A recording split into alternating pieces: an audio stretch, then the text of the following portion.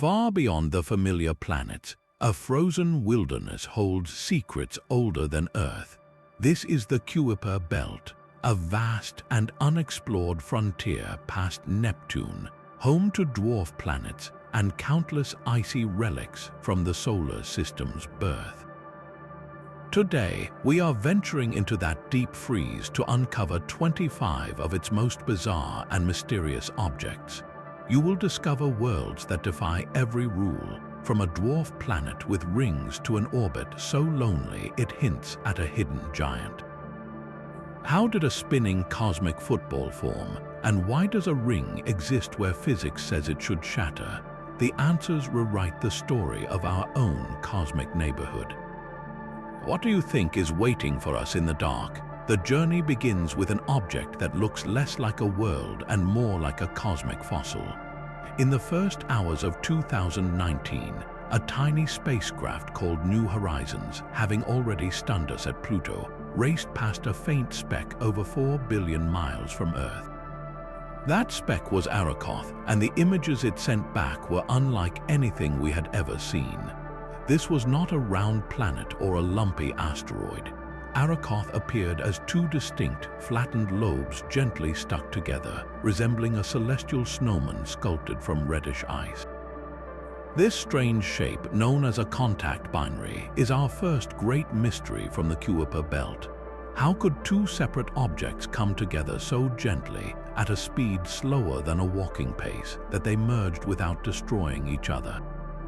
The answer seems to lie in a quiet, ancient dance. Scientists believe Arrokoth formed from a local cloud of icy particles in the infant solar system, a process called streaming instability.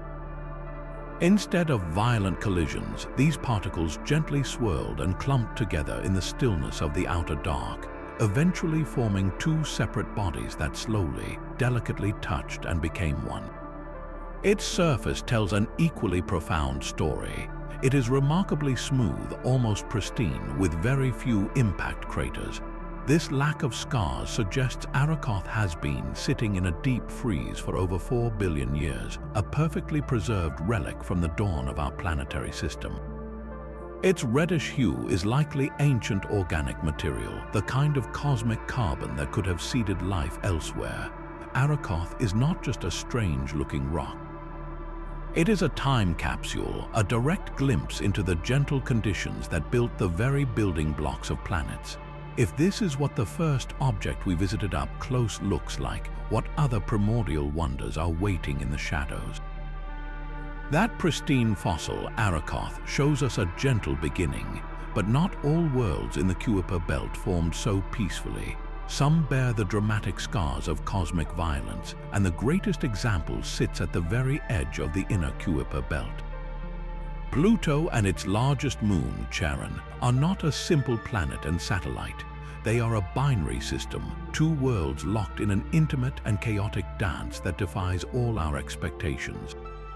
They are so close in size that they do not orbit each other in the traditional sense. Instead, they both orbit a common point in the empty space between them, a balancing point called a barycenter. Think of it like two figure skaters holding hands and spinning around a spot between them. This gravitational tug of war has forced them into a state of tidal locking. Charon always shows the same face to Pluto, and Pluto always shows the same face to Charon. If you stood on the frozen plains of Pluto, Charon would hang motionless in your sky, a giant coppery marble that never rises and never sets. This strange arrangement is the first clue to a violent past. The leading theory is that a colossal impact early in the solar system's history blasted Pluto apart. The debris from this cataclysm then coalesced to form Charon. This titanic collision may have also given Pluto its most iconic and mysterious feature, a vast heart-shaped basin of nitrogen ice called Sputnik Planitia. This bright, frozen plain is not just a geological quirk, it is Pluto's beating heart. The basin is so massive and heavy that it has literally reoriented the entire dwarf planet, tipping it over so that this heart always faces directly opposite Charon as they spin. But the mystery deepens beneath the ice. The sheer weight and location of Sputnik Planitia suggests something incredible lurking below. Scientists now strongly suspect that Pluto harbors a global subsurface ocean of liquid water, kept from freezing by the heat of radioactive elements in its rocky core and the insulating power of a thick ice shell above. This transforms Pluto from a dead, frozen rock into a potential abode for alien chemistry, if not life. The surface New Horizons saw was anything but dead. It is a world of breathtaking dynamism. Towering mountains of water ice hard as bedrock rise beside glaciers not of rock, but of flowing nitrogen ice that creeps like slow-moving putty across the plains. There are hints of cryovolcanoes that may have once erupted slushy mixtures of water and ammonia. Pluto is a geologically active world, powered by its hidden ocean and the gravitational squeeze from its partner, Charon. This binary system, born from chaos, now performs a delicate, frozen ballet, holding secrets of hidden oceans and alien landscapes that rewrite what we thought possible in the solar system's deepest freeze. Pluto's hidden ocean suggests a world of surprising warmth, but the next object on our list spins with such ferocious energy it has reshaped itself entirely. Meet Haumea, the cosmic football.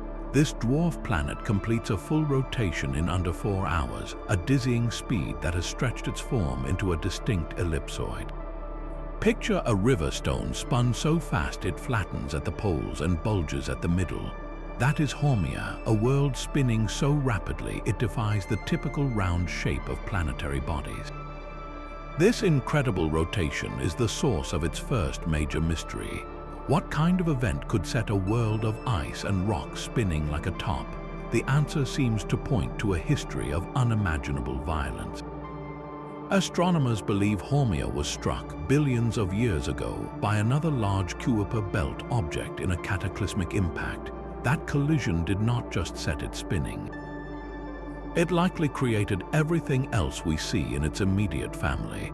Orbiting this spinning top are 2 small, icy moons named Haumea and Makemake. These are not captured asteroids. Their compositions and orbits suggest they are pure fragments, shards of ice blasted from Haumea's own surface during that ancient crash, now trapped in a gravitational dance around their wounded parent. But the real shock came in 2017. As Haumea passed in front of a distant star, telescopes across South America watched its silhouette. They were expecting to time the dwarf planet's passage. What they recorded instead was impossible. The starlight flickered not just from Haumea itself, but from a faint, narrow ring encircling it. The discovery was staggering. Rings, we thought, belonged to gas giants like Saturn, not small, rocky and icy dwarf planets. This thin band of debris orbits Haumea at a distance about 3 times its radius, a delicate halo in the deep black. How could such a ring exist around a rapidly spinning, potato-shaped world? The forces should have torn it apart or scattered it into space. The leading theory is that this ring is more fallout from the same primordial collision, a disk of fine particles that never managed to coalesce into a third moon, now held in a precise, stable orbit by the complex gravity of Haumea's bizarre shape. Haumea is a system born from a single, shattering instant, a fossilized collision that left behind a spinning wreck, its moon children, and a ghostly ring, a permanent scar telling a story of cosmic chaos frozen in time.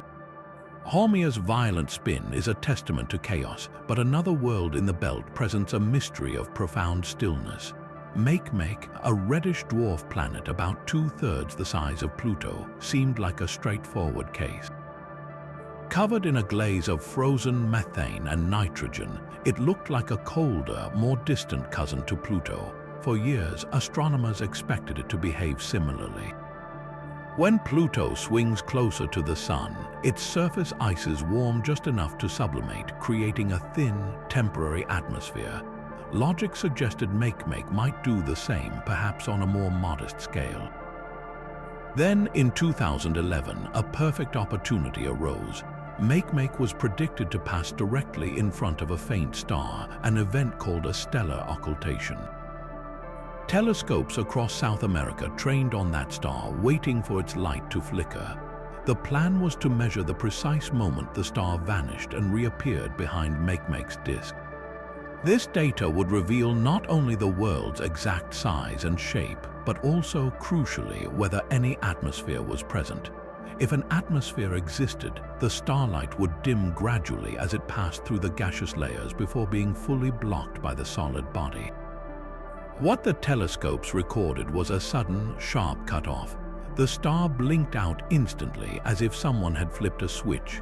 There was no gradual fade, no telltale shimmer. The conclusion was inescapable. At that moment, Makemake had no detectable atmosphere whatsoever. This was a stunning surprise. How could two worlds with such similar surface compositions have such dramatically different fates? One breathes a thin, seasonal sigh, the other is locked in a permanent, airless silence. The absence of an atmosphere is a profound clue, forcing scientists to rethink Makemake's entire nature. One possibility is that its atmosphere has collapsed. Perhaps it once had a temporary haze like Pluto's, but as Makemake continued its 298-year journey away from the sun into the deeper cold, that atmosphere froze out completely and never returned, falling as permanent snow onto an already frozen landscape. Another idea is that its surface is not quite what we thought. Maybe the methane ice is purer or arranged in larger grains, making it harder to vaporize. Or perhaps the nitrogen, which is more volatile and drives Pluto's atmosphere, is locked away or missing entirely, leaving Makemake with only the less volatile methane frost. This makes Makemake a stark, frozen control experiment. By comparing it directly to Pluto, we see how delicate the balance is between a world with a dynamic face and one that is eternally still. It asks a fundamental question: what tiny difference in recipe or orbit or history condemns one icy body to silence while allowing another to briefly whisper with an atmosphere? The answer is written in the light of a star that did not flicker, a single data point that revealed a world more alien and more mysterious than we ever imagined.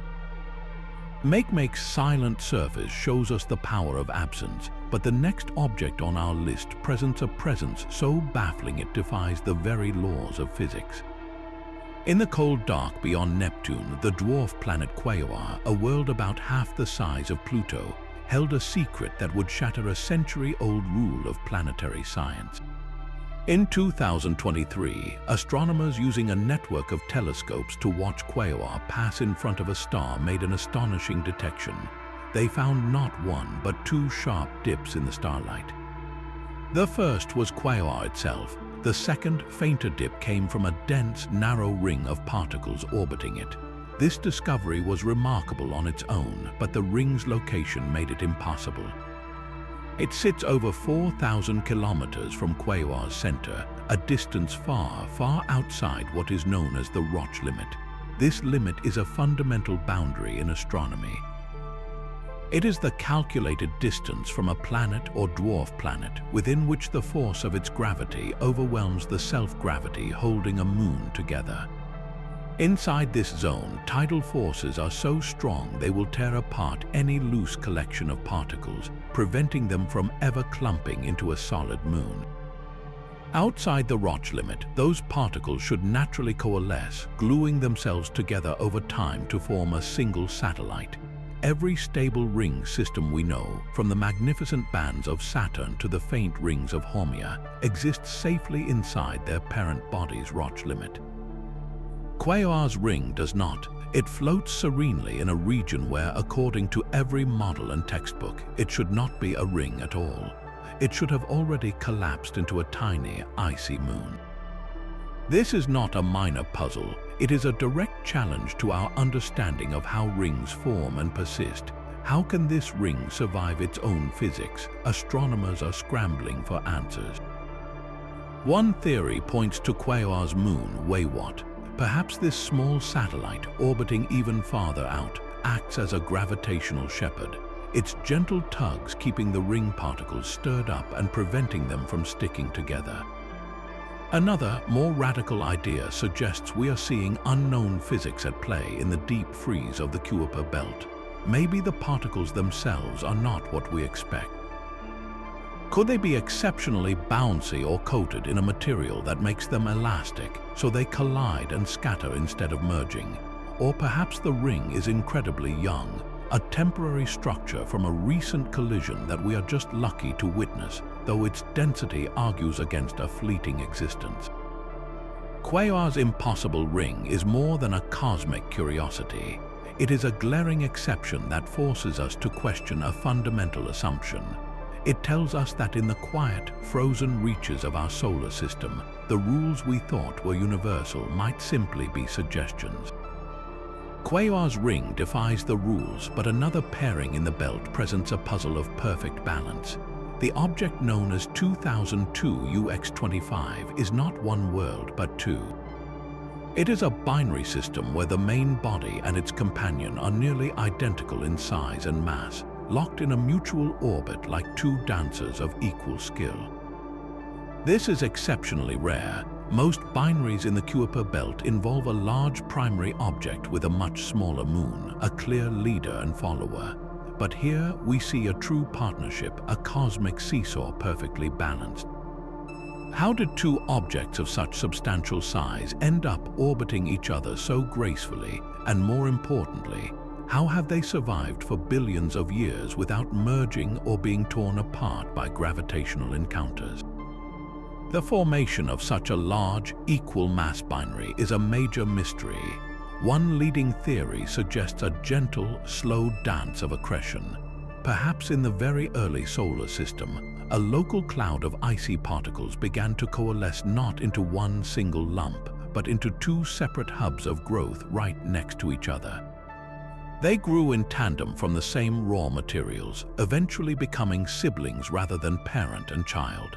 Another, more dramatic idea involves a glancing collision between two larger pre-existing bodies. Instead of a catastrophic impact that creates debris, it could have been a slow, grazing scrape that transferred just enough energy to leave the two objects gravitationally bound, forever circling the site of their ancient encounter. Their survival is just as puzzling. The Kuiper Belt is not a serene place over deep time. The gravitational nudges from Neptune and close passes with other objects should have destabilized such a delicate, wide binary orbit. The fact that this pair still exists suggests they formed in a much more densely populated and dynamically calm region of the early solar system, a quiet nursery that allowed such fragile architectures to persist. But the secrets of 2002 UX25 go deeper than its orbit. By measuring the wobble in their dance, astronomers have calculated the system's total mass. Combined with size estimates from telescope observations, they derived an average density. That number is shockingly low, much lower than pure water ice. This tells us these are not solid balls of rock and ice. They must be incredibly porous, like fragile snowballs or icy sponges with vast empty spaces inside. This porosity is a direct clue to their birth. It suggests they were assembled gently from small, icy grains that never fully compacted, preserving the fluffy structure of the primordial cloud from which they formed. They are not shattered fragments reassembled, but pristine piles of the solar system's original building material. This binary puzzle, therefore, is a window into the gentlest mode of planet formation. It shows us that some of the solar system's oldest structures were not forged in fire and collision, but in a slow, cold whisper of accumulation, creating fragile, balanced worlds that have somehow endured the chaos of the eons. While some worlds are balanced partnerships, others are locked in a solitary, stretched-out struggle for existence. The object known as 2001 QG298 offers no such graceful dance. Instead, it presents astronomers with a flickering enigma, a beacon of light that pulses with a terrifying intensity. As it tumbles through the black, its brightness does not change by a modest percentage, but by a staggering factor of almost 3. One moment it is a faint point of light, the next it flares to nearly 3 times its normal luminosity, only to fade again in a regular, repeating cycle. This extreme variation is not caused by surface spots or an erupting volcano. The only explanation that fits such a dramatic pulse is an utterly bizarre shape. 2001 QG298 is either an impossibly elongated cosmic peanut stretched like taffy, or it is a contact binary so loosely bound that its 2 lobes are barely touching, spinning end over end like a wobbly dumbbell. In either case, we are looking at an object under immense strain, a shape that defies the natural tendency of gravity to pull things into a sphere. This presents a profound mechanical mystery. How can something so stretched out hold itself together against the centrifugal force of its own rotation? If it is a single, elongated body, the material strength of water, ice, and rock should be insufficient to prevent it from tearing itself apart. If it is 2 separate objects in very close contact, their mutual gravity at that distance should have either pulled them into a merger long ago or caused them to drift apart. The fact that it persists tells us that the forces at play here are finely balanced on a knife's edge. This extreme shape is a fossilized record of violence. It likely formed from a collision, but not the kind of catastrophic impact that created Haumea's family. This was probably a slower, more glancing blow, one that imparted a tremendous spin and stretched the bodies without fully destroying them. The tumbling motion itself is a clue, suggesting the impact was off-center, sending the resulting mess into a chaotic roll rather than a clean spin. 2001 QG298, therefore, is a snapshot of a specific moment in the early Kuiper Belt's history. It captures the chaotic environment of countless collisions, but it also shows the surprising durability of these icy bodies. They can be bent, stretched, and spun into impossible configurations, and yet they endure, tumbling through the eons as monuments to the violent forces that shape the frontier of our solar system. The violent tumbling of one world speaks of chaos, but the color of another can whisper a tale of quiet, cosmic chemistry. Among the frozen wanderers, 2 stand out for a particularly striking trait. They are crimson.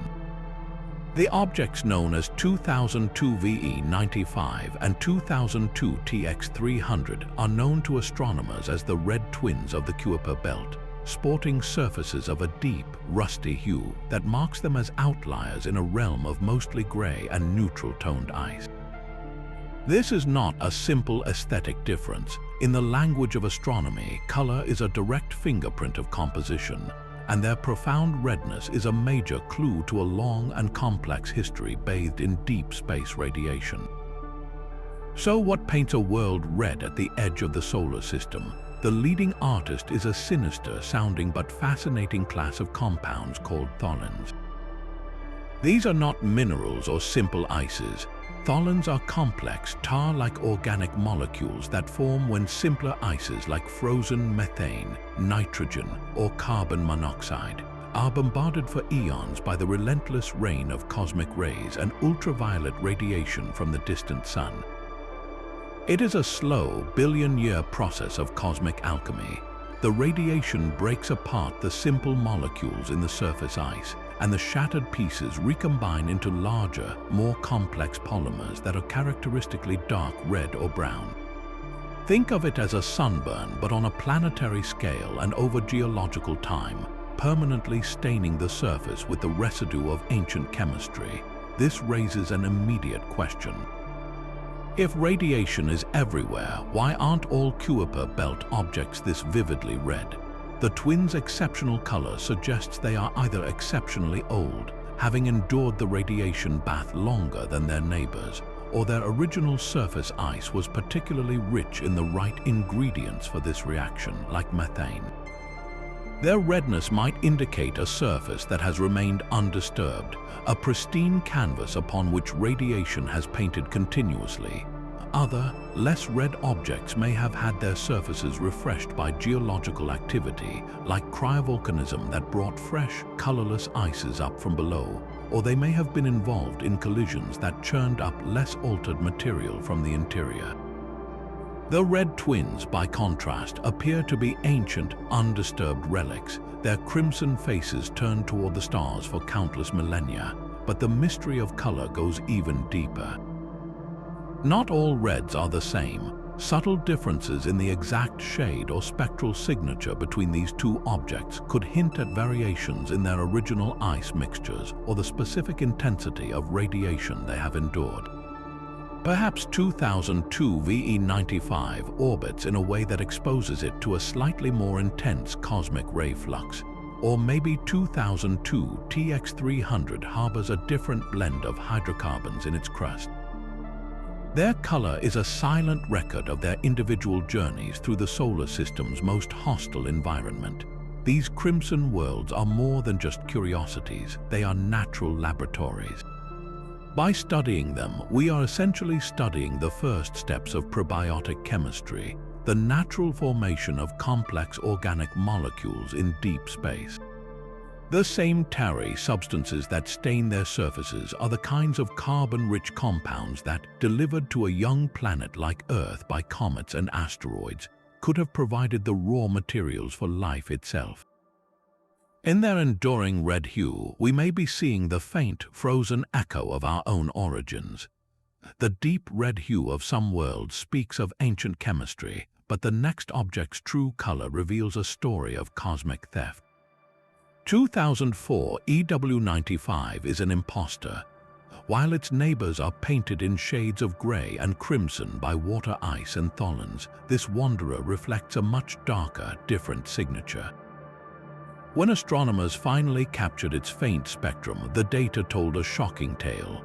The light bouncing off its surface showed clear fingerprints of carbon, in the form of complex compounds called phyllosilicates, and even hints of oxidized iron. These are not the materials of the outer solar system. They are the fundamental ingredients of carbonaceous asteroids, the dark, primitive rocks that dominate the asteroid belt between Mars and Jupiter. Somehow, a piece of the inner solar system, a relic from the warm, rocky region near the Sun, is now trapped in the deepest, coldest reaches of the Kuiper Belt, over 4 billion miles from home. This makes 2004 EW95 a confirmed interstellar immigrant within our own system, a refugee from a completely different neighborhood. The mystery is not what it is, but how it possibly got there. The journey required is almost unimaginable. To travel from the asteroid belt to the Kuiper Belt, an object must cross the orbits of all the giant planets Jupiter, Saturn, Uranus, and Neptune, a gauntlet of gravitational giants that typically either eject material entirely from the solar system or swallow it whole. For this carbonaceous rock to survive and be captured in the distant freeze, it needed a very specific and very violent taxi service. The leading theory points to a chaotic chapter in our solar system's youth known as the giant planet migration. In this early era, the orbits of Jupiter, Saturn, Uranus, and Neptune were not stable. They shifted and wandered, their immense gravitational fields churning the solar system like a whirlpool. During this planetary dance, the gravitational forces could have acted like a cosmic slingshot. A rocky asteroid from the inner system might have been grabbed by the shifting gravity of, say, Jupiter and hurled outward on a wild, looping trajectory. Instead of being flung into interstellar space, it could have been passed like a gravitational baton to Saturn, then Uranus, then Neptune, each kick sending it farther into the dark until it finally ran out of momentum and was deposited into a distant, stable orbit in the Kuiper Belt. 2004 EW95 is therefore more than a curiosity. It is a piece of forensic evidence. Its very presence in the belt is a smoking gun for the turbulent migration of the giant planets, a theory that until now was largely built on complex computer models. Here is a physical piece of the puzzle, a captured witness to that ancient chaos. It tells us that the early solar system was not a place of orderly formation. but a dynamic shooting gallery where worlds were rearranged and material from the hot inner regions could be hurled into the icy outer darkness, forever freezing a moment of planetary violence into a solitary, orbiting monument. That captured refugee from the inner solar system shows how far material can travel, but the next object on our list did not just journey across space, it flipped the entire script on how to orbit. Meet 2008 KV-42, nicknamed Drak. This enigmatic wanderer does not follow the rules. Every planet, every asteroid, and nearly every object in our solar system orbits the Sun in the same general direction, a counterclockwise motion inherited from the spinning disk of gas and dust that formed them. They also orbit in roughly the same flat plane, like marbles rolling on a vast, invisible table. Drak does neither. It is a cosmic rebel on a path of profound defiance. First, it orbits backwards. This is called a retrograde orbit, meaning it moves in the opposite direction, clockwise around the Sun, against the flow of all planetary traffic.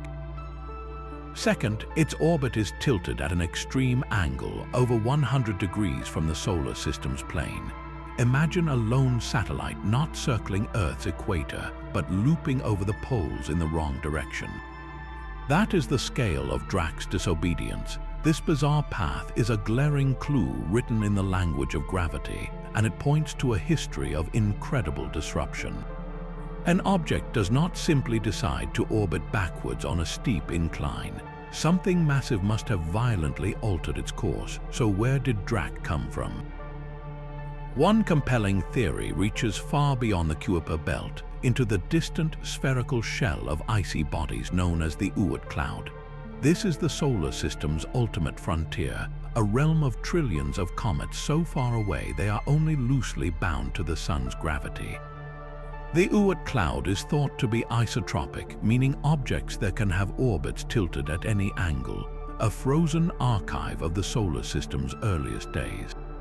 A close pass from a wandering star long ago, or the gravitational nudge from a giant molecular cloud, could have sent a comet from this distant reservoir plunging inward.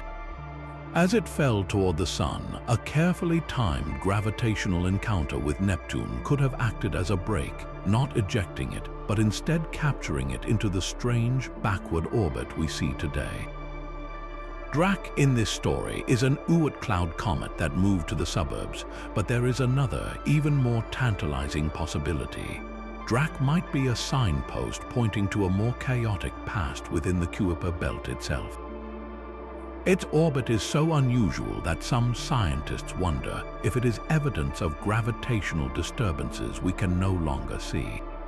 Could a ninth planet, a massive unseen world lurking in the distant dark, have once passed through and violently rearranged orbits, flipping some objects like Drak onto their bizarre paths? Or does its orbit preserve the fingerprint of a time when the giant planets themselves were still migrating, their shifting gravity creating a temporary whirlpool that could spin a poor object completely around? Drak's very existence forces these questions. It is not just an oddball, it is a dynamical fossil.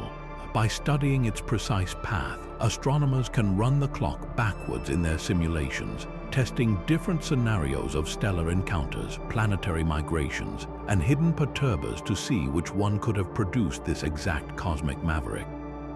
It is a single, looping clue in a 4.5 billion-year-old mystery, a testament to the fact that the serene order we see in the solar system today is built upon a foundation of ancient and sometimes ongoing chaos. Drak's rebellious path is a whisper of ancient chaos, but the next object's orbit is a scream of profound isolation. Sedna is the loneliest world we know. Discovered in 2003, this reddish dwarf planet follows a path so vast and stretched it defies all previous categories. Its orbit is a monstrous ellipse, a cosmic marathon of staggering proportions. At its closest approach to the Sun, Sedna is already 76 times farther out than Earth, a distance that places it well beyond the main Kuiper Belt. But that is just the beginning of its journey. It then swings outward on a 12,000-year pilgrimage into the abyss, reaching an unbelievable 937 astronomical units from the Sun at its farthest point. To grasp that scale, consider this. At its aphelion, Sedna is over 3 times farther from the Sun than Neptune. The Sun from that distance would be just a painfully bright star, barely distinguishable from the others in a pitch-black sky. This incredible path makes Sedna the first known member of a new class, the detached objects. It is utterly unbound from the gravitational influence of the giant planets. Neptune's gravity, which sculpts the orbits of most Kuiper Belt objects, never gets a chance to touch it. Sedna comes nowhere near the ice giant. This is the core of the mystery, a puzzle written in celestial mechanics. How did Sedna get thrown onto such a distant, looping track without ever getting a gravitational kick from Neptune? Something else must have reached out and grabbed it. The most discussed suspect is the hypothetical Planet 9, a massive, unseen world thought to be lurking hundreds of astronomical units out. In this scenario, Planet 9's immense gravity could have reached into the inner solar system long ago, plucking a world like Sedna and hurling it onto its current, detached orbit, a permanent monument to the hidden giant's influence. But there are other compelling theories. Our Sun was born in a stellar nursery, surrounded by thousands of other newborn stars packed relatively close together. During this chaotic infancy, a passing sister star could have wandered too close. Its gravity would have stirred the outer solar system like a spoon in a cup, potentially flinging objects like Sedna onto these bizarre, far-flung paths before the cluster drifted apart. This theory paints Sedna as a fossil from the Sun's very first days, a witness to our star's lost siblings. An even more radical idea suggests Sedna is not native to our solar system at all. Could it be an exoplanet, a world that formed around another star, only to be captured by the Sun's gravity during that same close stellar encounter? Its unique composition and orbit could be the signature of an alien origin, a permanent refugee adopted by our star. Each hypothesis has profound implications. Planet 9 points to a major missing piece in our solar system's architecture. A stellar pass confirms a violent, crowded birth.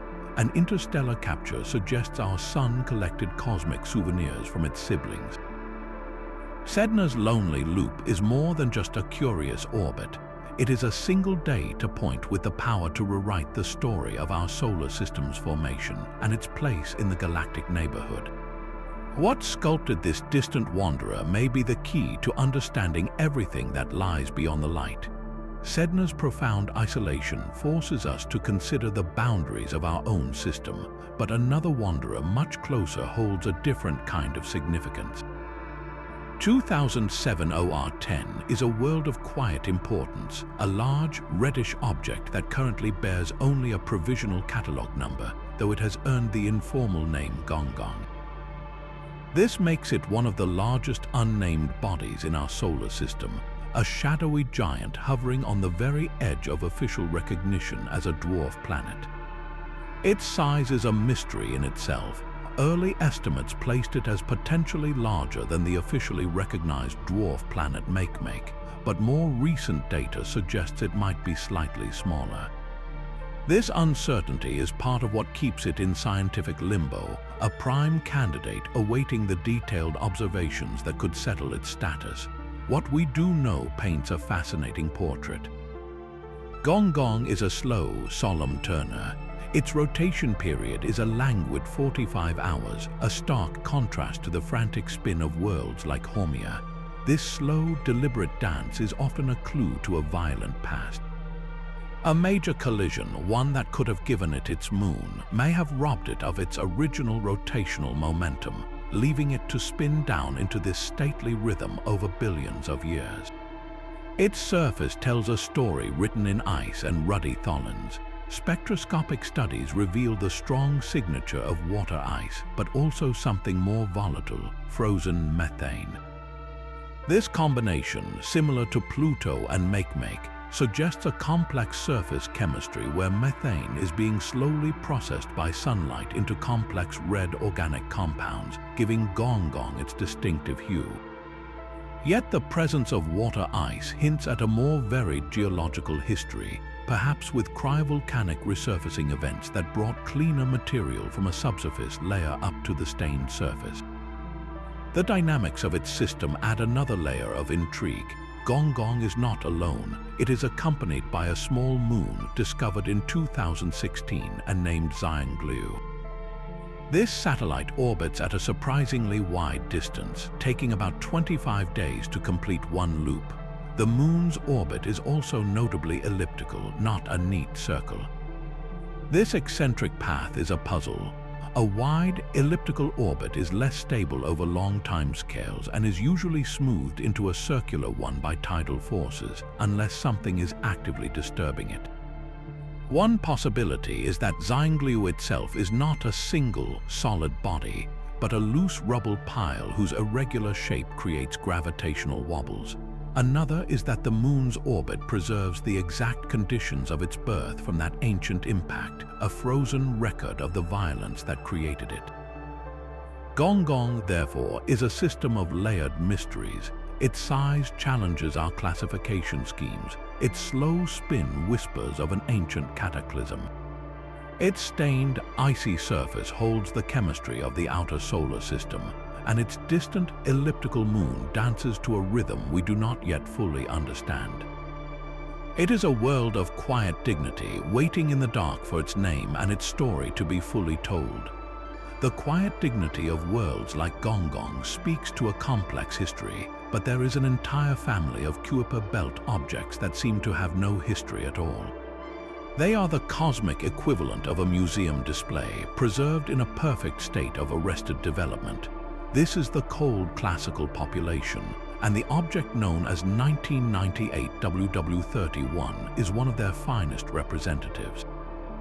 Unlike the rebellious orbits of Drac or the stretched ellipse of Sedna, the cold classicals follow paths of profound serenity.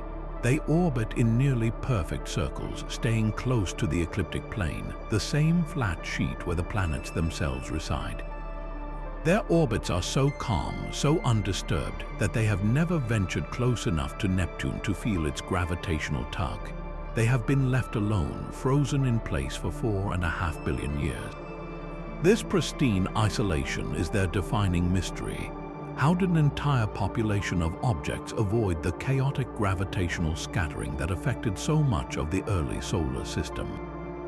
The answer seems to be that they formed right where they still sit today, in a quiet, stable belt beyond Neptune, a region that was somehow spared the violent planetary migrations that reshaped everything else. They are not refugees from elsewhere.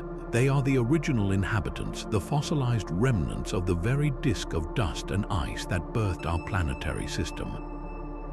Their undisturbed nature is written across their surfaces in a uniform, deep red color. This pervasive crimson hue, caused by the same Tholen compounds we see elsewhere, is a clue to their age and stability. Because they have never been knocked into chaotic new orbits or subjected to close planetary encounters, their surfaces have been baking in the same slow radiation bath for eons, developing a consistent, deep patina. There is no evidence of the resurfacing events or internal activity that might refresh their faces with cleaner ice. They are quite literally stained by time itself.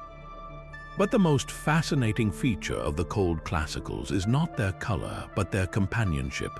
An astonishingly high percentage of them are binaries, two objects orbiting each other, just like 1998 WW31 itself. These are not the lopsided pairings of a large primary with a tiny moon. Many are near equal in size, true twin worlds locked in a gentle gravitational dance. This high binary fraction is another direct artifact of their gentle birth. In the quiet, dense disk of the primordial Kuiper Belt, small icy particles could gently coalesce into pairs through a process known as gravitational collapse, without the disruptive violence of major collisions or planetary perturbations. These delicate partnerships are so fragile that a single close pass from a massive object would tear them apart. The fact that so many survive is our strongest evidence that their neighborhood has been a sanctuary of peace since the dawn of the solar system. 1998 WW31 and its cold classical kin are therefore more than just another set of icy rocks. They are a control sample, a preserved slice of the solar system as it was moments after its birth. By studying them, we are looking at the raw, unprocessed building blocks that never got assembled into a larger planet. Their circular orbits tell us where the original disk ended. Their red surfaces tell us about the relentless, quiet chemistry of deep space, and their binary partnerships tell us that the very first steps of planet formation were often a gentle dance, not a brutal collision. In their silent, synchronized orbits, they hold the blueprint for a solar system that never grew up, forever frozen in its earliest, most innocent state. The serene twins of the cold classicals show us a solar system at peace, but their quiet orbits are the exception, not the rule. For a far more chaotic and expansive family, we look to a herald. The object known as 1996 TL66 was one of the first recognized members of a wild frontier population called the scattered disk. Unlike the placid, circular paths of the cold classicals, scattered disk objects like this one are the solar system's nomads, the cosmic refugees. Their orbits are profoundly elliptical, stretched into long ovals that plunge them from the inner edge of the Kuiper Belt out to distances rivaling Sedna's before swinging them back in a turbulent cycle. These are not peaceful orbits, they are orbits of exile, and their very existence points a finger directly at the solar system's gravitational policeman, Neptune. The mystery of 1996 TL66 is the mystery of its journey. How did it get thrown onto this roller coaster path? The prevailing story is one of gravitational violence. Billions of years ago, during the era of giant planet migration, Neptune's orbit shifted outward.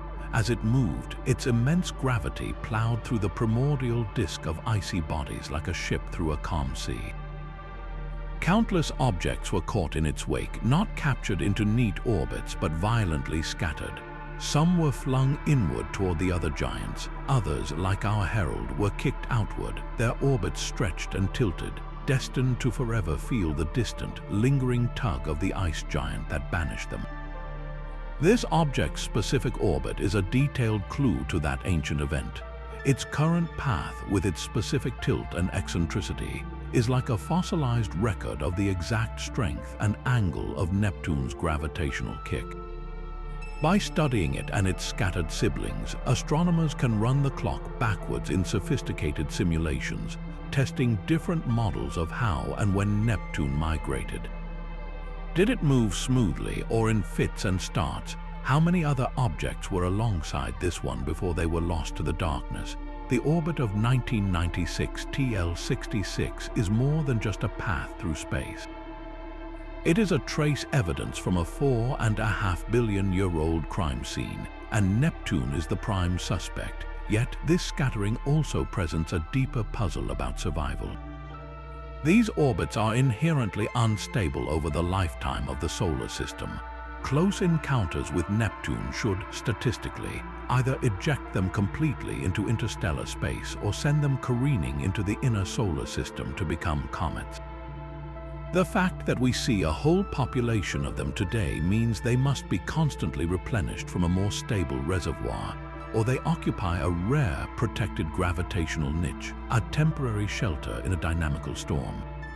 This herald, therefore, does not just tell us about the past. It forces us to map the present-day architecture of gravitational forces in the outer dark, revealing a solar system that is still dynamically alive, where the giant planets continue to gently shepherd and scatter these frozen wanderers on journeys that last millions of years. Neptune's gravitational scattering created cosmic nomads, but for one famous world, that same giant force crafted not exile, but a perfect protective dance. We must revisit Pluto not as a geological wonder, but as a gravitational marvel. Its greatest secret is not its heart or its ocean, but its rhythm. For every 3 laps Neptune completes around the Sun, Pluto makes exactly 2. This precise celestial timing is called a 3-to-2 mean motion resonance, and it is the reason Pluto still exists at all. Without this lockstep, the paths of these two worlds would inevitably cross, leading to a catastrophic collision, or more likely, Pluto being hurled into a wildly different orbit by Neptune's far greater gravity. Instead, they engage in an endless, stable waltz. When Pluto completes 2 orbits and returns to its closest point to Neptune's path, Neptune is always on the opposite side of the Sun. They are forever kept at a safe distance, their gravitational influences carefully timed to cancel each other out. This cosmic choreography is a profound mystery. How did Pluto, a tiny dwarf planet, become so perfectly synchronized with a giant? The answer lies in that ancient era of planetary migration. As Neptune drifted outward in the young solar system, its sweeping gravity captured any smaller objects it encountered, either scattering them chaotically or, if conditions were just right, nudging them into these stable resonant orbits. Pluto was one of the lucky ones. It did not fight the current. It found a perfect eddy in the gravitational stream and settled in. But Pluto is not a solitary dancer. It is the king of an entire population of icy bodies sharing this same 3-2 resonance, objects we call Plutinos. This is the true revelation. Pluto is not unique. It is the most prominent member of a vast orbital family, all stepping to the same 3-2 rhythm conducted by Neptune. The existence of Plutinos shows us that the Kuiper Belt is not a random scattering of debris. It is a structured realm organized into distinct bands and families by the persistent, sculpting hand of gravity. These resonant orbits act like gravitational safe zones, cosmic parking spots where objects are protected from further disruption. Finding so many objects in this same stable configuration tells astronomers that Neptune's migration was likely a smooth, gradual process, gently herding countless icy bodies into these harmonic orbits as it moved. Every Plutino, including Pluto itself, is a fossilized record of that slow, grand motion. So when you picture Pluto, remember it is not just a lonely world at the edge of the dark. It is a keeper of the rhythm, the lead dancer in a vast, silent ballet of ice, forever protected by the precise mathematics of its celestial dance. Pluto's perfect resonance is a dance of stability, but other partnerships in the Kuiper Belt flirt with disaster on a grand scale. The binary systems 1999 TC36 and 2001 QC298 are not the graceful twins of the cold classicals. These are the extreme binaries, bound by the faintest of whispers across a terrifying void. Their components do not orbit closely like a planet and its moon. Instead, they are separated by tens of thousands of kilometers, vast distances that make their gravitational embrace astonishingly delicate. If you stood on one member of these pairs, its partner would appear not as a looming world, but as a mere bright star in the perpetual night. Their orbital dances are slow, taking weeks or even months to complete a single loop around their common center of gravity.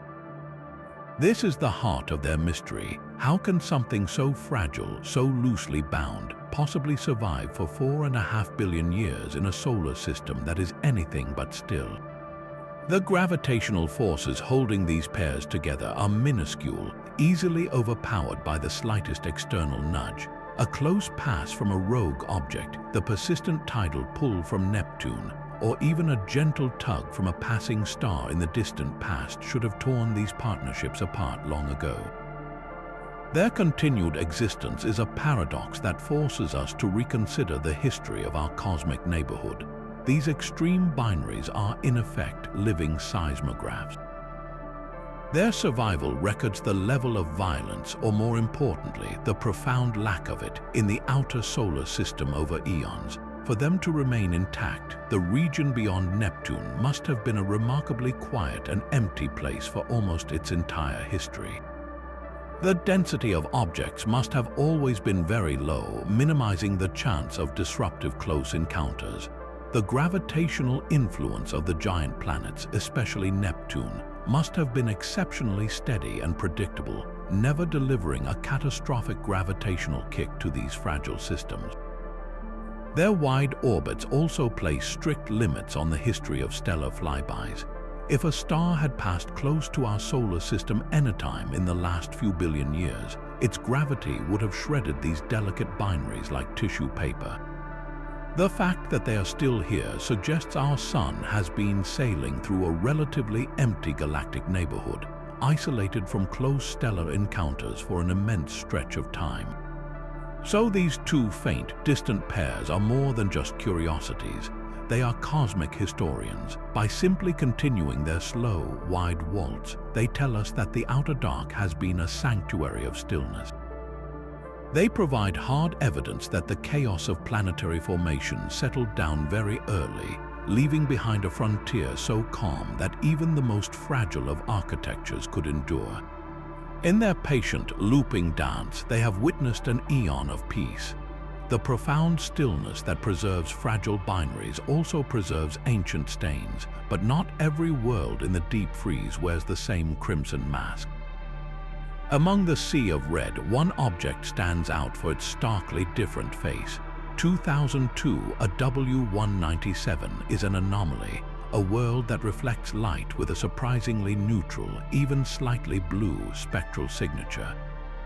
In a realm painted in the deep rust of tholins, this is like finding a single gray stone on a beach of red sand. Its color is not just an aesthetic oddity, it is a direct chemical statement about its surface, and it raises a compelling question. Why is this world so different from its neighbors? That subtle blue-gray hue is a powerful clue pointing toward water. Specifically, it suggests a surface dominated by relatively clean, freshwater ice. The pervasive red color elsewhere comes from a slow cosmic suntan, the buildup of complex organic gunk created when simpler ices like methane are cooked by radiation for billions of years. A surface that looks blue-gray, however, implies that this radiation processing has either not occurred to the same degree or its effects have been erased. This presents two fascinating possibilities for 2002, a W197's history. The first is that it is a member of a different tribe altogether. Perhaps it formed in a distinct region of the primordial disk, one richer in water ice and poorer in the volatile methane that makes tholins. Its composition from the very start could have been more like a giant, dirty snowball than a tar-coated ice cube, leading to a less red appearance even after eons of radiation. It could be a visitor from a slightly different part of the early solar system, now mixed in with the redder population. The second and more dynamic possibility is that this world has recently refreshed its face. Even in the bitter cold of the Kuiper Belt, geology might still be at work. A massive impact relatively recent on a geological timescale could have excavated the surface, blasting away the old red-stained crust and exposing fresh, clean ice from the interior. The crater would eventually darken, but the vast blanket of ejecta thrown across the landscape could temporarily restore a brighter, less processed complexion to the world. An even more intriguing idea is cryovolcanism.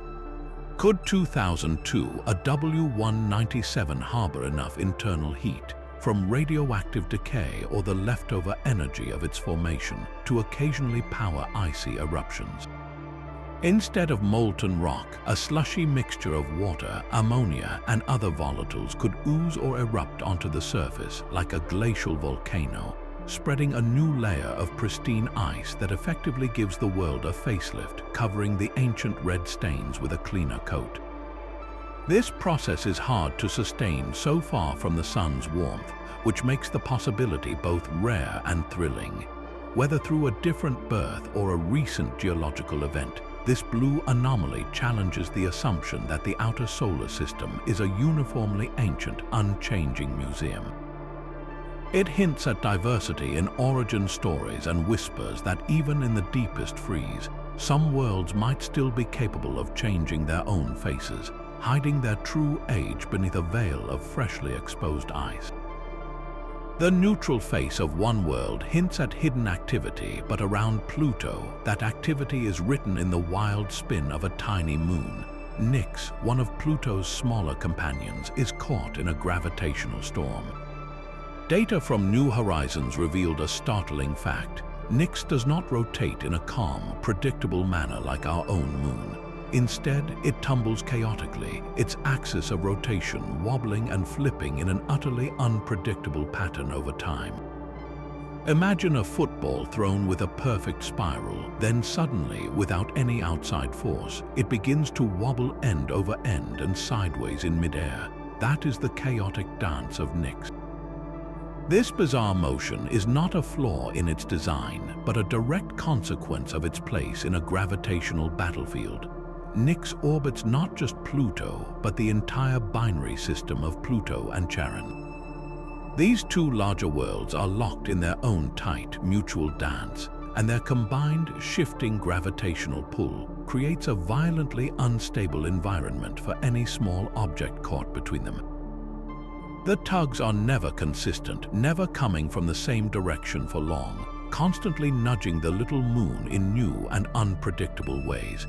This turns its rotation into a cosmic lottery, a permanent state of dynamical chaos. For any hypothetical observer standing on the surface of Nix, the sky would be a terrifying spectacle. Pluto and Charon would not follow orderly paths overhead. They would whirl and leap across the heavens in a dizzying, non-repeating pattern.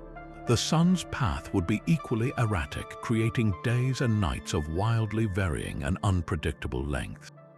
One day might last for a few hours, the next for weeks, with the sun potentially rising in the west and setting in the east. This has profound implications for the moon's surface conditions.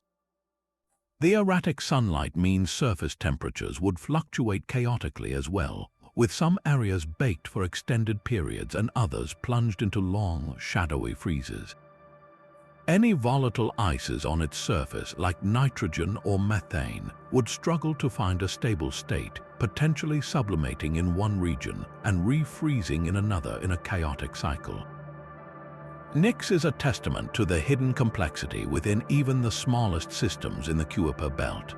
It shows that the gravitational influences of binary dwarf planets create zones of profound instability, where the simple, orderly rules of orbital mechanics break down into beautiful, unpredictable chaos. This tiny, tumbling moon is a permanent resident of a celestial storm, a stark reminder that peace and predictability are rare treasures, even in the frozen quiet of the solar system's edge. Chaotic tumbles like Nix's reveal a gravitational storm, but other systems offer a calmer, more measured partnership. The object known as 2003 AZ84 is a sizable world, one of the largest in the Kuiper Belt, yet it holds itself with a quiet dignity alongside its single known moon. This pairing, often called the dim duo, presents a mystery not of motion but of identity. For years, pinning down the exact size of 2003 AZ84 has been a persistent challenge for astronomers. Is it a robust 500 miles across or a more modest 400? The uncertainty stems from a fundamental property we cannot directly measure from Earth, its albedo. Albedo is simply how much sunlight a surface reflects. A bright, icy surface like Pluto's bounces back most of the light that hits it, making the object appear larger for its brightness. A dark, sooty surface, however, absorbs light, making the same-sized object appear fainter and thus smaller in our telescopes. 2003 AZ84 sits in an ambiguous middle ground. Without knowing its precise reflectivity, we cannot confidently convert its observed brightness into a true diameter. This makes it a variable on dwarf planet candidate lists, a world whose very status hinges on a number we have not yet firmly grasped. The presence of its moon, however, is the key that begins to unlock this puzzle. By carefully tracking the orbital dance of the moon around its primary, astronomers can perform a celestial weigh-in.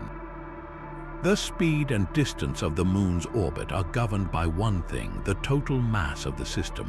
It is a fundamental law of gravity, a cosmic scale.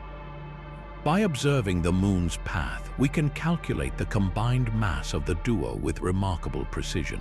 This is the first major clue, but mass alone is not enough. We need size to get the full picture. When we finally combine the mass from the Moon's orbit with the best estimates of the primary size from occultations and thermal readings, we can derive its density. Density is the secret decoder ring of planetary science. A low density tells us an object is likely porous, a fluffy pile of ice and rock with empty spaces inside, like a cosmic snowball. A higher density suggests more rock and metal packed tightly together. For 2003, a Z84, early indications point to a moderately low density.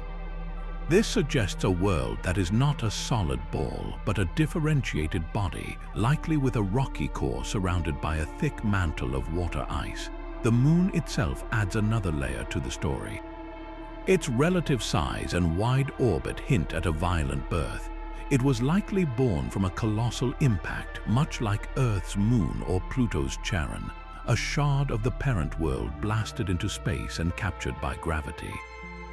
This shared origin means the Moon is a piece of the primary's own interior, a sample we can study from afar. The composition and color of the Moon, compared to the primary, could tell us if the impact excavated deep, pristine material or merely churned up the already processed surface. The dim duo, therefore, is a system of layered revelations. Its lingering size mystery highlights the practical challenges of exploring the deep freeze. Yet, through the silent testimony of its orbiting companion, we are given the tools to weigh it, probe its interior, and glimpse the cataclysmic event that defined its family. It is a reminder that even in the dim light of the outer solar system, one world watching another can reveal the secrets of both. Eris gleams in the distant dark like a misplaced star. This dwarf planet, whose discovery in 2005 ignited the fiery debate that ultimately redefined the word planet and led to Pluto's reclassification, holds a secret written in its blinding light. It is not just its size, rivaling Pluto, that makes it extraordinary. It is its face. Eris possesses one of the most reflective surfaces in the entire solar system, an albedo so high it shines brighter than freshly fallen snow on Earth. This intense brilliance is a profound mystery, for it defies the natural order of the outer solar system.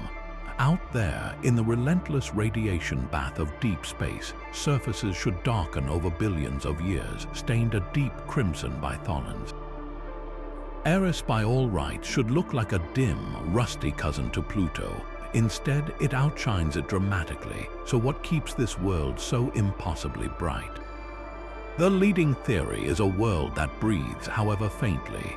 Scientists suspect Eris possesses a tenuous, seasonal atmosphere of nitrogen and methane, gases frozen solid to its surface for most of its 558-year orbit. But as it makes its slow, lonely journey slightly closer to the Sun, these surface ices might warm just enough to sublimate, creating an incredibly thin, temporary veil of gas. This is where the magic happens. As Eris swings back into the deeper freeze, this fragile atmosphere does not simply vanish. It collapses, freezing out and snowing back down onto the surface in a uniform, brilliant frost. Imagine a world that every few centuries gives itself a fresh coat of gleaming white paint. This constant resurfacing, this cycle of sublimation and deposition, would efficiently erase the dark, red tholins that accumulate over time, maintaining that startling, mirror-like reflectivity. But the atmosphere theory is not the only possibility. That persistent brightness could also be a clue to hidden fire, or rather, hidden ice. Eris may harbor enough internal heat from radioactive decay in its rocky core to drive a very slow, cold form of geology. Cryovolcanic activity, though difficult to sustain so far from the Sun, could potentially ooze slushy mixtures of water, ammonia, and methane onto the surface, refreshing it with clean, bright ice from within. The stark contrast with Pluto is telling. Pluto has a complex, variegated surface with bright areas like Sputnik Planitia and dark, red regions. It has an atmosphere, but one that creates a different, more mottled effect. Eris presents a uniform, relentless brilliance. This suggests its resurfacing mechanism, whether atmospheric or geological, is remarkably efficient and global, acting like a cosmic Zamboni, smoothing and brightening its entire surface on a regular cycle. Eris, therefore, is more than the instigator of a planetary debate. It is a laboratory for extreme seasonal change in the deepest freeze. Its dazzling face asks us a fundamental question about the outer solar system. How many of these distant worlds are not static tombs, but dynamic, breathing entities, cycling their volatile ices in a slow-motion dance between gas and frost? That brilliant gleam in our telescopes is not just reflected sunlight. It is the flash of a world renewing itself. Eris's brilliant, renewing surface speaks of a world in slow motion, but the Kuiper Belt holds a larger structural secret that challenges our map of the entire frontier. This is not about a single world, but about an absence, a sudden and profound silence in the expected cosmic chorus. Astronomers call it the Kuiper Cliff. As we survey the belt, we find a bustling population of icy objects out to a distance of about 50 astronomical units from the Sun. Then, beyond that invisible line, the numbers of known objects plummet dramatically. It is as if the solar system's construction crew simply stopped working at that boundary, leaving a vast, empty lot in the dark. The existence of this apparent edge is one of the belt's greatest structural mysteries. Is the cliff real, a genuine wall in space, or is it merely an illusion created by the immense challenges of observing the outer dark? The simplest explanation is observational bias. Detecting these faint, frozen worlds gets exponentially harder the farther out they are. At such distances, sunlight is desperately weak, making objects incredibly dim. Our most powerful telescopes can only see the very largest bodies out there, and even then, only if they are relatively bright. It is entirely possible that beyond 50 astronomical units, the belt continues with countless smaller, darker objects that simply slip below our current detection threshold. We are, in effect, trying to spot a single, unlit charcoal briquette from the other side of a football field in near total darkness. The cliff, in this view, is just the limit of our vision, not the limit of reality. But what if the drop-off is real? That possibility sends a thrilling chill through astronomy, because a genuine edge implies a sculptor, a force that carved the belt into its current shape. One compelling theory reaches back to the Sun's infancy. Our star was born in a crowded stellar nursery, surrounded by sibling stars. A close pass from one of these siblings, billions of years ago, could have gravitationally sheared off the outer portion of the primordial disk, stripping away the material that would have formed objects beyond a certain radius. The Kuiper Cliff would then be a permanent scar from that ancient stellar encounter, a fossilized boundary marking where a passing star stole our solar system's outer material. An even more tantalizing idea points to a sculptor that might still be out there. The gravitational influence of a massive, undiscovered planet, Planet 9, could explain the cliff. This hypothetical world, thought to be orbiting hundreds of astronomical units out, would have a powerful gravitational reach. As it moves through its immense, slow orbit, its gravity could have cleared a vast zone, either ejecting objects from that region or herding them into clustered, aligned orbits that we have not yet fully mapped. The sudden emptiness of the Kuiper Cliff could be the ghostly imprint of this hidden giant's path, a silent region it has swept clean over the eons. The cliff, then, is not a wall but a shadow, the shadow of a world we have yet to see. Whether an illusion of our instruments or a real frontier shaped by stellar encounters or hidden planets, the Kuiper Cliff forces us to confront the limits of our knowledge. It asks whether we are truly seeing the end of our planetary system's construction zone, or if we are merely standing at the edge of the light, peering into a deeper darkness that holds untold numbers of frozen worlds, and perhaps the key to understanding the violent social childhood of our own sun. The cliff marks a boundary of silence, but another object in the scattered disk blazes with a color so intense it seems to shout across the void. 2005 TB190 is a cosmic masterpiece painted in a single, staggering shade. It holds the distinction of possessing one of the most extremely red surfaces ever measured, not just in the Kuiper Belt, but in the entire solar system. This is not the subtle rust of Mars or the deep crimson of the red twins. This is a profound, almost violent redness, a chromatic extreme that stands out even among its already ruddy peers.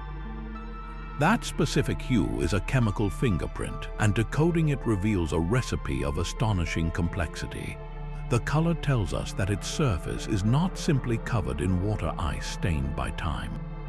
Instead, it is a complex cocktail of primordial ices, likely rich in methane and other hydrocarbons, that have been subjected to the most relentless cosmic radiation bath imaginable.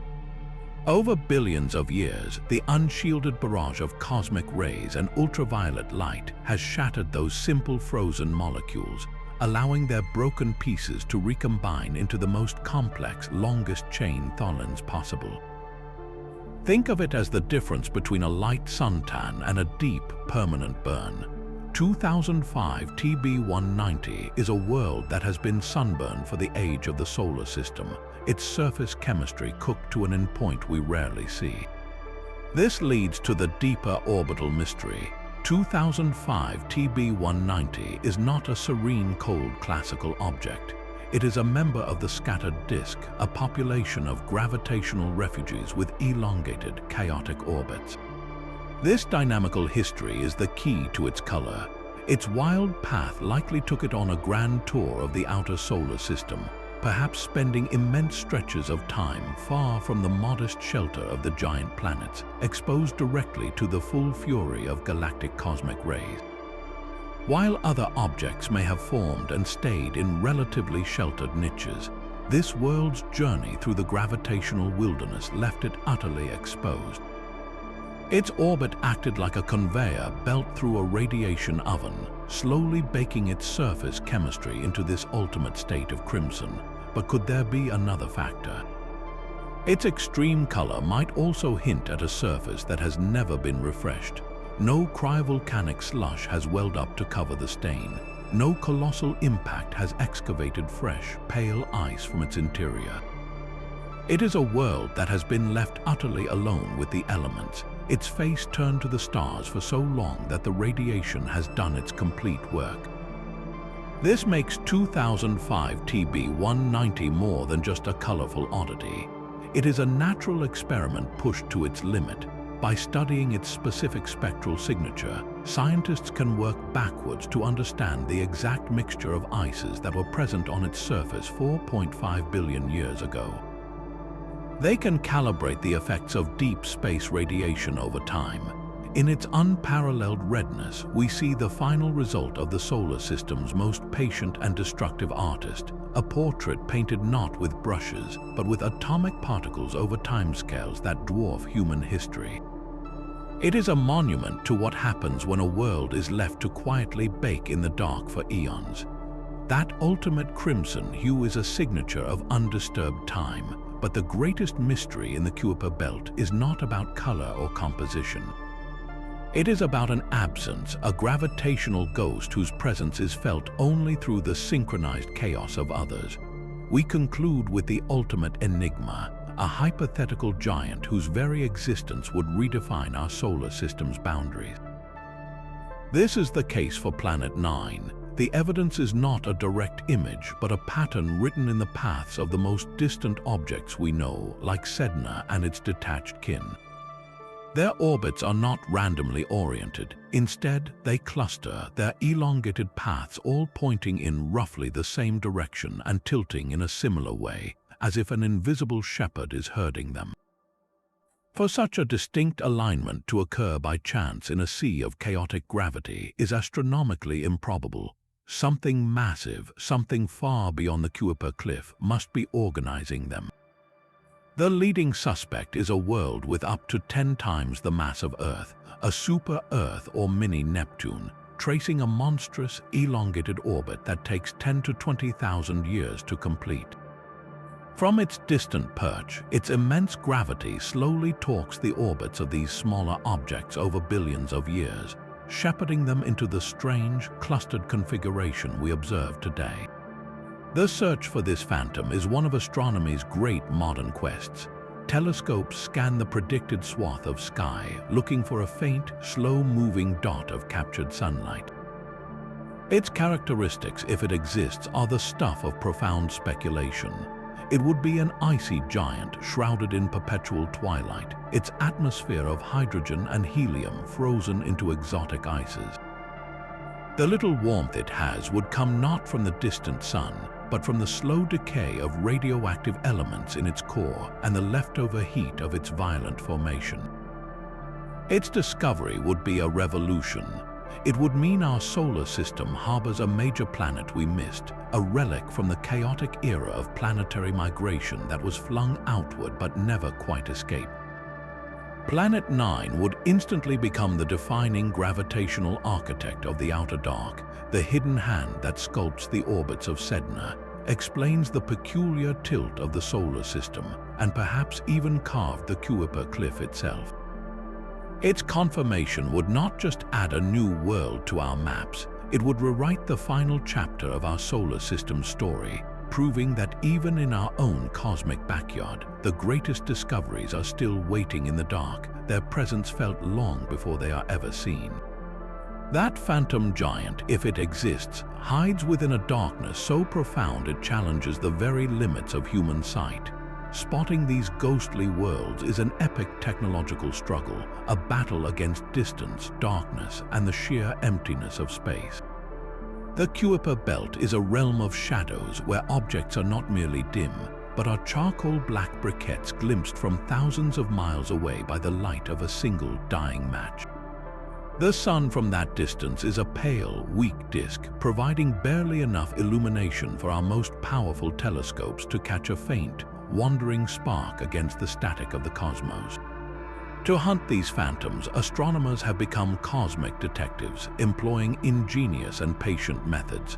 The first and most fundamental is the Wide Field Survey. Projects like the Dark Energy Survey, though designed to map the universe's expansion, repeatedly scan huge swaths of the southern sky. By comparing images taken nights or weeks apart, powerful computers search for the telltale dot that has moved ever so slightly against the fixed backdrop of stars. It is a painstaking game of celestial spot the difference, where a single pixel's shift over a vast digital canvas can signal a new world. This is how most Kuiper Belt objects are initially found, as anonymous specks of light on a screen, their mysteries locked in their faint glow. But to truly know an object, to measure its precise size, shape, and whether it possesses an atmosphere or rings requires a more precise trick, the stellar occultation. This is astronomy as high-stakes timing. Scientists predict when a distant, unnamed Kuiper Belt object will pass directly in front of a far more distant star. Telescopes are then arrayed along the predicted path on Earth, like a net waiting to catch a shadow. As the object glides silently in front of the starlight winks out. The duration of that blink, measured to a fraction of a second by multiple telescopes, reveals the object's exact diameter and can even outline its shape. It was this method that revealed Haumea's bizarre elongation and, most shockingly, the impossible rings around Quaoar. These events are incredibly rare and difficult to predict, turning each successful observation into a hard-won treasure of data. For the very faintest and most distant suspects, like the potential moons of dwarf planets or objects in the scattered disk, we must ascend above Earth's shimmering atmosphere. The Hubble Space Telescope, orbiting in pristine darkness, acts as our sharpest eye in the deep. It was Hubble that helped map Pluto's system of small moons in detail and continues to probe the dynamics of binary pairs. Its keen vision can separate the faint glow of a primary object from the even fainter speck of its companion, allowing us to weigh these systems and understand their dances. Yet even Hubble strains at the limits. It's collected photons from these targets amounting to just a handful of digital grains after hours of exposure. The promise of a revolution, however, is on the horizon. The Vera C. Rubin Observatory, currently under construction in Chile, represents a quantum leap in our ability to patrol the cosmic frontier. With a mirror over 27 feet wide and a camera the size of a small car, it will not just look at the sky, it will devour it, capturing the entire visible southern sky every few nights. This relentless scan will create an unprecedented motion picture of the solar system. The Rubin Observatory is expected to discover not dozens, but hundreds of thousands of new Kuiper Belt objects, mapping the belt's structure in exquisite detail and potentially finding thousands more extreme binaries or detached objects like Sedna. Most tantalizing of all, its systematic sweep of the heavens is our best chance to finally catch the slow, faint drift of Planet 9 against the star field, if it is there. This new eye on the sky will transform the frozen fringe from a collection of lonely curiosities into a fully mapped territory, revealing patterns and populations we cannot yet conceive. The greatest discoveries in the Kuiper Belt are not behind us, but waiting in the next blink of the telescope's eye. From the gentle snowman Arrokoth to the hypothetical giant Planet 9, our journey through 25 mysteries reveals a single, breathtaking truth. The Kuiper Belt is not a silent graveyard of forgotten ice. It is a living frontier, a cosmic laboratory where the fundamental rules of planetary science are being rewritten before our eyes. We have seen worlds that breathe with seasonal atmospheres and hide global oceans. We have found rings that orbit where physics says they should shatter, and binaries so fragile their survival speaks of eons of profound peace.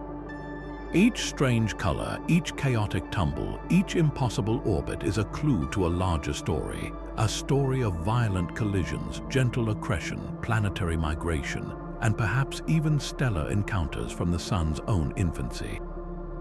These are not random curiosities, they are pieces of a grand puzzle, the history of our solar system frozen in ice and preserved in the dark.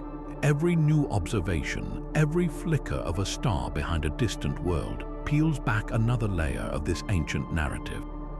The greatest lesson from this frozen wilderness is that our understanding is perpetually incomplete. Just when we think we have the rules figured out, a world like Quaoar shows us a ring that defies them, or a world like Sedna points a finger toward a hidden architect. The next great discovery is not a matter of if, but when.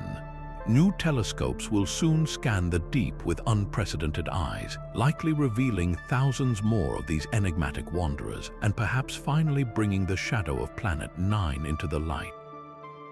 So stay curious. The universe's most compelling stories are often told in whispers from the darkest places. We would love to hear which of these 25 mysterious objects captured your imagination the most. Was it the tumbling chaos of Nyx, the impossible ring of Quaoar, or the profound loneliness of Sedna? Let us know in the comments below and keep looking up. The next chapter of this frozen saga is waiting to be written, and it promises to be more astonishing than anything we have yet imagined.